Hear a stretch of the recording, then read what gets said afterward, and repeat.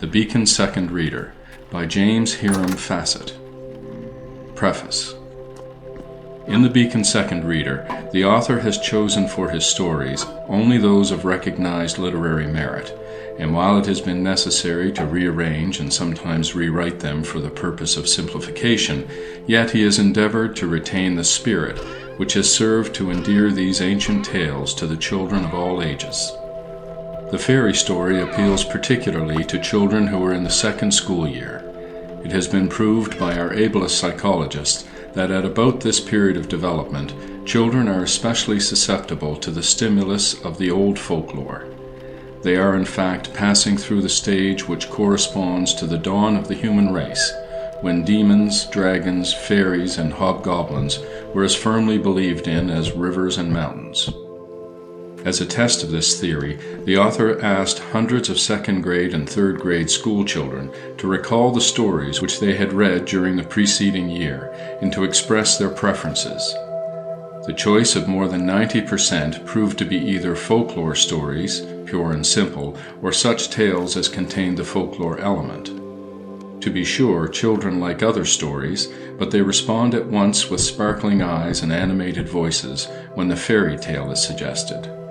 How unwise, therefore, it is to neglect this powerful stimulus which lies ready at our hands. Even a pupil who is naturally slow will wade painfully and laboriously through a fairy story, while he would throw down in disgust an account of the sprouting of the bean or the mining of coal. It can hardly be questioned, moreover, that the real culture which the child derives from these literary classics is far greater than that which he would gain from the information stories so common in the average second and third readers. The Shoemaker and the Elves. A shoemaker and his wife lived in a little house on the edge of a wood. They were very, very poor, and each day they grew poorer and poorer. At last there was nothing left in the house but leather for one pair of shoes. "I will cut out this last pair of shoes," the shoemaker said to his wife. "Tomorrow I will sew them and peg them." So he cut out the leather and left it on his bench. The next morning he went into his shop to make the shoes. What did he see? A pair of shoes all nicely made and ready to be sold. The stitches were so fine and the shoes so well made that they were quickly sold. With the money, the poor shoemaker bought leather for 2 pairs of shoes. Then he said to his wife, "I will cut out the leather for 2 pairs of shoes. Tomorrow I will sew them and peg them." So he cut out the leather for the shoes and left it on his bench. The next morning, when he went into his shop to make the shoes, what did he find? Yes, there were 2 pairs of shoes already made. The work was so well done that those shoes were also sold very quickly. With the money, the poor shoemaker bought enough leather for 4 pairs of shoes. Those he also cut out and left upon his bench. The next morning he found 4 pairs of beautiful shoes, all well made. And so it went, on and on. Instead of being a very poor shoemaker, he became a very rich shoemaker. His shoes were so well made that even the queen herself wore them. At last the shoemaker said to his wife, "We must find out who makes the shoes." So one bright moonlight night they hid behind a curtain where they could watch the bench and not be seen. Just on the stroke of midnight, 2 little elves jumped through the window. They went skipping and dancing up to the bench. Sitting cross-legged, they took up the leather and began to work. How their needles flew back and forth, back and forth. How their little hammers beat. Rap-a-tap-tap, rap-a-tap-tap. Almost before the shoemaker and his wife could think, the work was all done. The tiny elves ran about, skipping and dancing, skipping and dancing. Then whisk, quick as a wink, they were gone. The next morning the good shoemaker said to his wife, "What can we do for those dear little elves?" "I should like very much to make some clothes for them," said his wife. "They were almost naked." "If you will make their coats, I will make them some shoes," said the shoemaker. Their little feet were bare. When the clothes and shoes were ready, they were put upon the bench. The shoemaker and his wife again hid behind the curtain. Just as before, when the clock struck 12, in jumped the tiny elves. They went skipping and dancing to their work. They saw the little coats, the tiny stockings, and the neat little shoes. They clapped their hands for joy. Then, slipping on their clothes, they skipped hand in hand out of the window. The shoemaker and his wife never saw the little elves again, but after that night, good luck seemed always to be with them. The ship. I saw a ship a-sailing on the sea, and oh, it was all laden with pretty things for thee. There were comfits in the cabin, and apples in the hold. The sails were made of silk, and the masts were made of gold. The 24 sailors that stood between the decks were 24 white mice with chains about their necks. The captain was a duck with a jacket on his back, and when the ship began to move, the captain said, "Quack, quack." The Wolf and the 7 Young Kids. There was once an old goat who had 7 little kids. She loved them all as much as any mother ever loved her children. One day the old goat wished to go into the woods to get food for her kids. Before she started, she called them all to her and said, "Dear children, I am going into the woods. Now do not open the door while I am away. If the old wolf should get into our hut, he would eat you all up, and not a hair would be left. You can easily tell him by his rough voice and his black feet." "Dear mother," cried all the young kids, "we will be very careful not to let the old wolf in. You need not think of us at all, for we shall be quite safe." So the old goat went on her way into the dark woods. She had not been gone long when there came a loud rap at the door, and a voice cried, "Open the door, my dear children. I have something here for each of you." But the young kids knew by the rough voice that this was the old wolf. So one of them said, "We shall not open the door. Our mother's voice is soft and gentle. Your voice is rough. You are a wolf." The old wolf ran away to a shop where he ate a piece of white chalk to make his voice soft. Then he went back to the goat's hut and rapped at the door. He spoke in a soft voice and said, "Open the door for me, my dear children. I am your mother." But the oldest little goat thought of what his mother had said. "If you are our mother, put your foot on the windowsill that we may see it." When the wolf had done this, all the little goats cried out, "No, you are not our mother. We shall not open the door. Our mother's feet are white, and yours are black. Go away, you are the wolf." Then the wolf went to the miller's and said to him, "Mr. Miller, put some flour on my foot, for I have hurt it."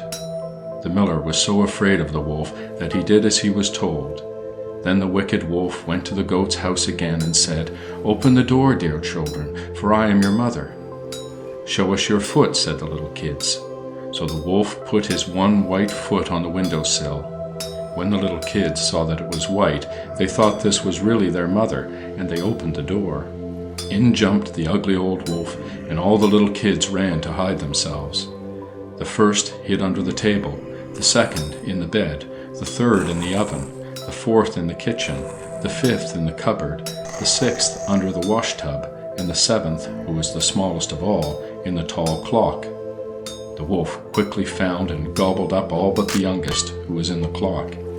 Then the wolf, who felt sleepy, went out and lay down on the green grass. Soon he was fast asleep. Not long after this, the old goat came home from the woods. Oh, what did she see? The house door was wide open, the tables and chairs were upset, the washtub was broken in pieces, and the bed was tipped over.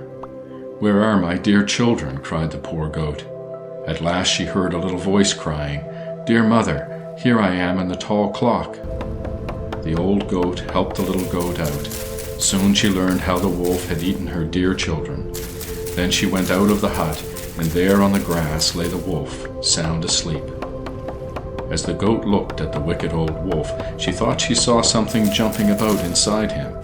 "Ah," she said, "it may be that my poor children are still alive." So she sent the little kid into the house for a pair of scissors and a needle and some thread. She quickly cut a hole in the side of the wicked old wolf. At the first snip of the scissors, one of the kids stuck out his head. As the old goat cut, more and more heads popped out.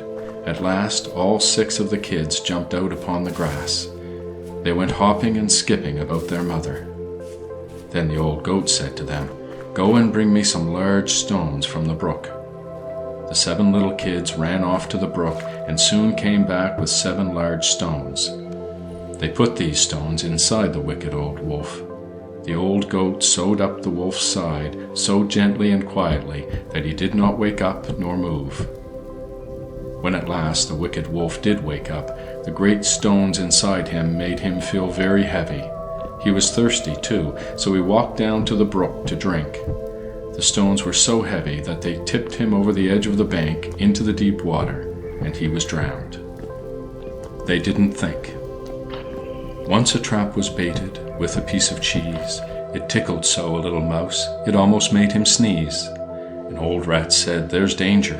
Be careful where you go." "Nonsense," said the other. "I don't think you know." So he walked in boldly, nobody in sight. First he took a nibble, then he took a bite. Closed the trap together, snapped as quick as wink, catching mousy fast there, 'cause he didn't think. Once there was a robin, lived outside the door, who wanted to go inside and hop upon the floor. "No, no," said the mother, "you must stay with me.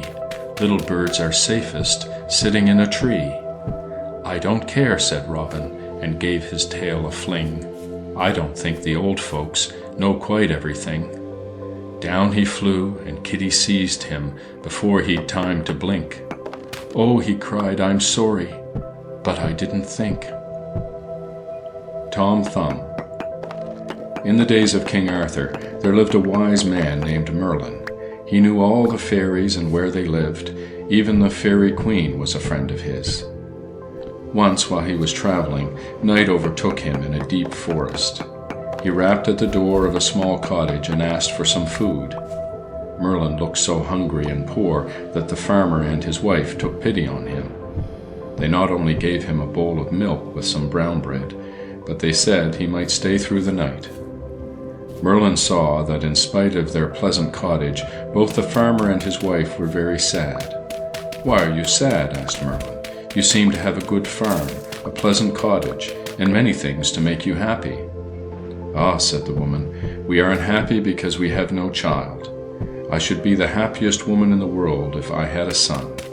Why, even if he were no bigger than my husband's thumb, we should love him dearly." "That would be indeed a very strange kind of child," said Merlin, "but I hope you may have your wish." Now Merlin was on his way to call on the Queen of the Fairies.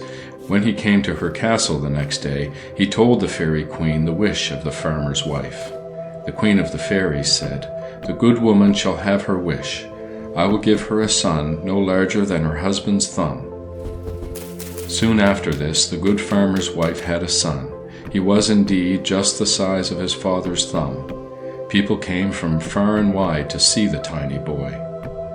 One day the Fairy Queen and some other fairies came to see him. The Queen kissed the little boy and named him Tom Thumb. Each of the other fairies made Tom a gift. He had a shirt made of silk from a spider's web, a coat of thistledown, a hat made from the leaf of an oak, tiny shoes made from a mouse's skin, and many other gifts besides. Tom never grew any larger than a man's thumb, but he could do many clever tricks. One day his mother was mixing a pudding. Tom leaned over the edge of the bowl to see how it was made. He slipped, and in he went, head first. His mother did not see him fall, and kept stirring and stirring the pudding. Tom could not see nor hear, but he kicked and kicked inside the pudding. The pudding moved and tossed about. His mother was afraid. She did not know what to think. "There must be witches in it," she said. She went to the window to throw the pudding out. Just then a poor beggar was passing by the house. "Here is pudding you may have, if you like," said Tom's mother. The beggar thanked her and put it into his basket. He had not gone very far when Tom got his head out of the pudding and shouted in a shrill voice, "Take me out! Take me out!" The poor beggar was so frightened that he dropped his basket, pudding and all, and ran off as fast as he could. Tom crawled out of the pudding, climbed out of the basket, and ran home. His mother washed him and put him to bed. Not long after this, Tom's mother took him with her when she went to milk the cow. That he might not get lost, she tied him to a wisp of hay.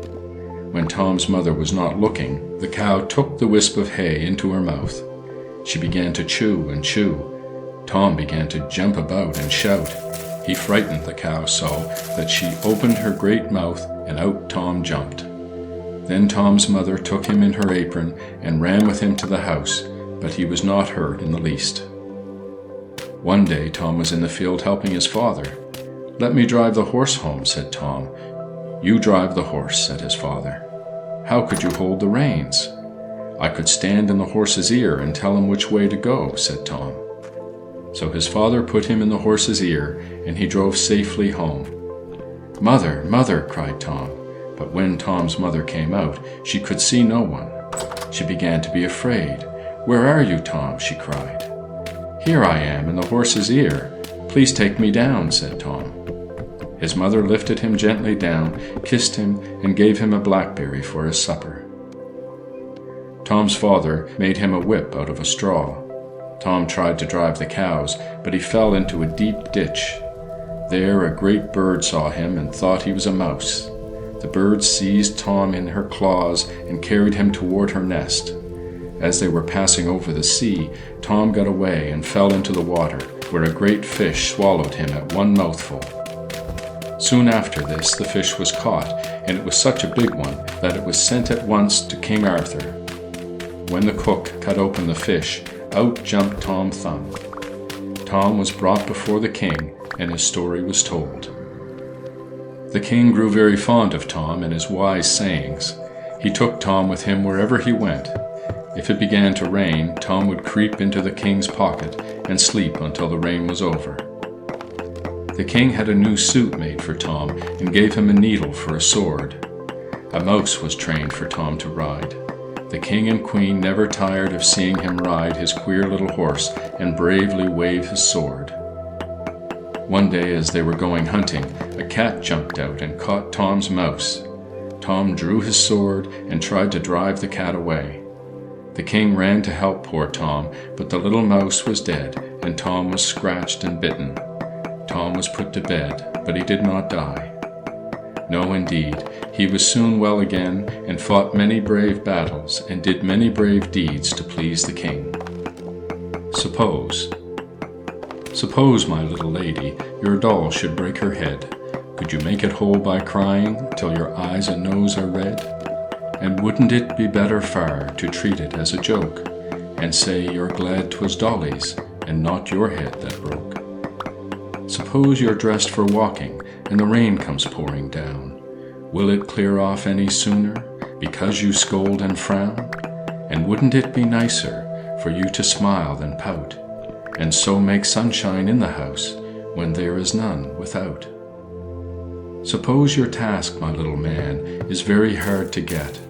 Will it make it any easier for you to sit and fret?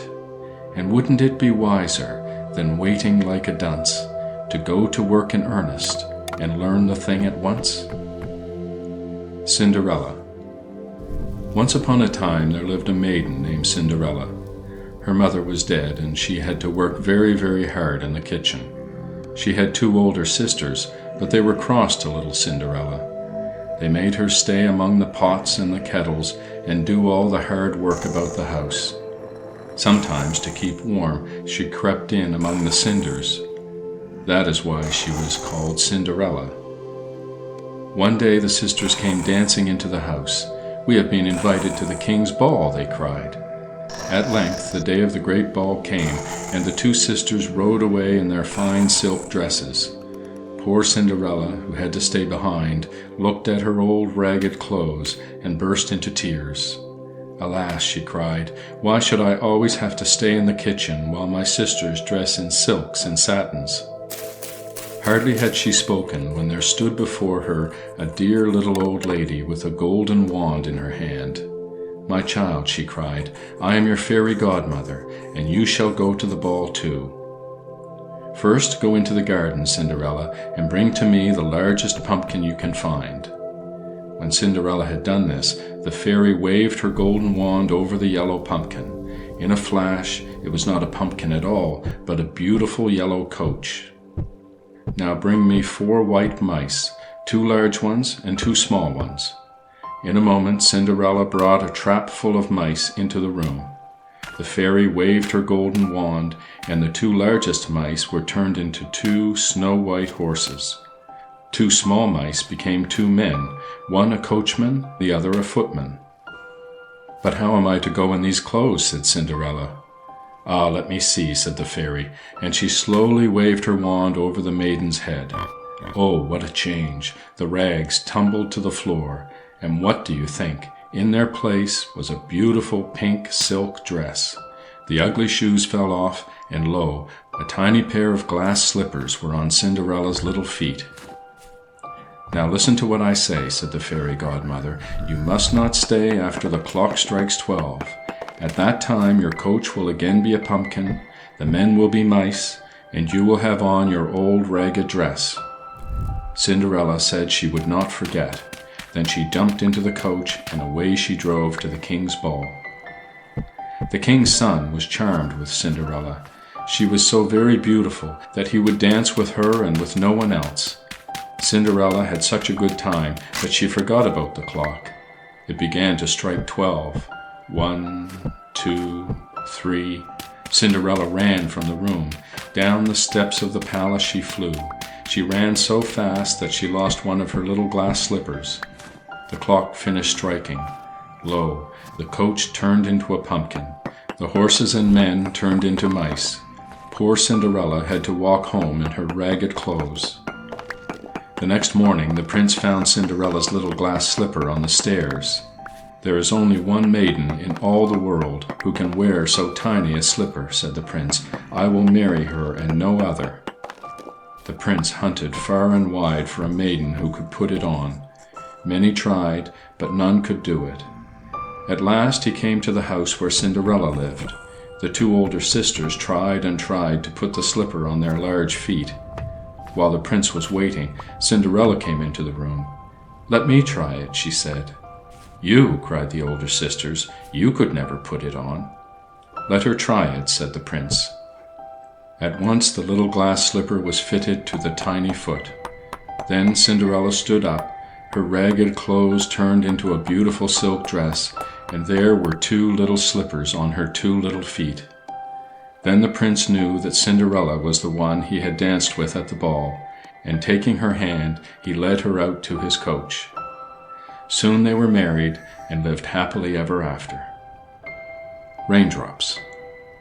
Oh, where do you come from, you little drops of rain, pitter-patter, down the window pane? Tell me, little raindrops, is that the way you play? Pitter-patter, all the rainy day? I sit here at the window, I've nothing else to do. Oh, I wish that I could play this rainy day with you. The little raindrops cannot speak, but pitter-patter-pat means we can play on this side. Why can't you play on that? The 4 Friends. Once upon a time a man had a donkey. His donkey had worked for him many years. At last the donkey grew so old that he was no longer of any use for work, and his master wished to get rid of him. The donkey, fearing he might be killed, ran away. He took the road to Bremen, where he had often heard the street band playing. He liked music, so he thought he might join the band. He had not gone far when he came upon an old dog. The dog was panting, as if he had been running a long way. "Why are you panting, my friend?" asked the donkey. "Ah," said the dog, "I am too old for the hunt. My master wished to have me killed, so I ran away. But how am I to find bread and meat? I do not know." "Well," said the donkey, "come with me. I am going to play in the band at Bremen. I think you and I can easily earn a living by music. I can play the lute, and you can play the kettle drum." The dog was quite willing, and so they walked on. They had not gone far when they saw a cat sitting in a yard. He looked as sad as 3 days of rainy weather. "What's the matter with you, old Tom?" asked the donkey. "You would be sad too," said the cat, "if you were in my place. For now that I am getting old and cannot catch mice, they wish to drown me. I have run away, but how I am going to live I do not know." "Come with us to Bremen," said the donkey. "We are going to play in the band. I know you love music, as you sing so well at night. You too can join the band." "That is just what I should like to do," said the cat. So the donkey, the dog, and the cat all walked on together. After a time the three came to a farmyard. There on the gate sat a cock, crying "Cock-a-doodle-doo" with all his might. "Why are you making so much noise?" asked the donkey. "Ah," said the cock, "I find I must have my head cut off so that I may serve as a dinner for Monday. I'm crowing as hard as I can while my head is still on." "Come with us, old Redcomb," said the donkey. "We are going to Bremen to join the band. You have a fine voice. You can join too." "Ah," said the cock, "that is just what I should like to do." And they all went on their way to Bremen. At evening the four friends came to a wood where they stopped for the night. The donkey and the dog lay down under a large tree. The cat climbed up on one of the branches. The cock flew to the very top of the tree, where he felt quite safe. From his perch on the top of the tree, the cock saw a light. Calling to his friends, he said, "We are not far from a house. I can see a light." "Let us go on," said the donkey, "for it may be just the house for us." As they drew near, the light grew larger and brighter. At last they could see that it came from the window of a robber's house. The donkey, who was the tallest, went up and looked in. "What do you see, old Long-Ears?" asked the cock. "What do I see?" answered the donkey. "Why, a table spread with plenty to eat and drink, and the robbers having their supper." "We should be there too if we had our rights," said the cock. "Ah, yes," said the donkey, "if we could only get inside." Then the four friends talked over what they had better do in order to drive the robbers out of the house. At last they hit upon a plan. The donkey stood upon his hind legs and placed his front feet on the window-sill. The dog then stood on the donkey's back. The cat climbed upon the dog, while the cock perched upon the cat's head. The donkey gave a signal, and they began all at the same time to make their loudest music. The donkey brayed, the dog barked, the cat mewed, and the cock crowed, all with such force that the window-pane shook and was almost broken. The robbers had never heard such a noise. They thought it must come from witches or giants or goblins, and they all ran as fast as they could to the wood behind the house. Then our four friends rushed in and ate what the robbers had left upon the table. It did not take long, for they acted as if they had been hungry for a month. When the four had eaten, they put out the light, and each went to sleep in the spot which he liked the best. The donkey lay down in the yard, the dog lay behind the door, the cat curled himself in front of the fire, while the cock flew up on a high beam. They soon fell fast asleep. When all was still and the light was out, the robber chief sent one of his bravest men back to the house. The man found the house quiet, so he went into the kitchen to strike a light. Seeing the great fiery eyes of the cat, he thought they were live coals and held a match to them. Puss was so angry that he flew up and scratched the man's face. This gave the robber a great fright, and he ran for the door. As he went by, the dog sprang up and bit him on the leg. In the yard, the robber ran into the donkey, who gave him a great kick. The cock on the beam was waked by the noise and cried, "Cock-a-doodle-doo!" The man ran as fast as his legs could carry him back to the robber chief. "Ah," he cried, "in that house was a wicked witch, who flew at me and scratched my face with her long nails. By the door stood a man with a knife, who cut me in the leg. Out in the yard lay a great black giant, who struck me a blow with his wooden club. Upon the roof sat the judge, who cried, 'What did he do? What did he do?' When I heard this, I ran off as fast as I could." The robbers never went near the house again. The four friends liked the place so well that they would not leave it, and so far as I know, they are there to this day. Little Birdie. What does little birdie say in her nest at peep of day? "Let me fly," says little birdie. "Mother, let me fly away." "Birdie, rest a little longer, till the little wings are stronger." So she rests a little longer, then she flies away. What does little baby say in her bed at peep of day? Baby says, like little birdie, let me rise and fly away. Baby, sleep a little longer, till the little limbs are stronger. If she sleeps a little longer, baby too shall fly away.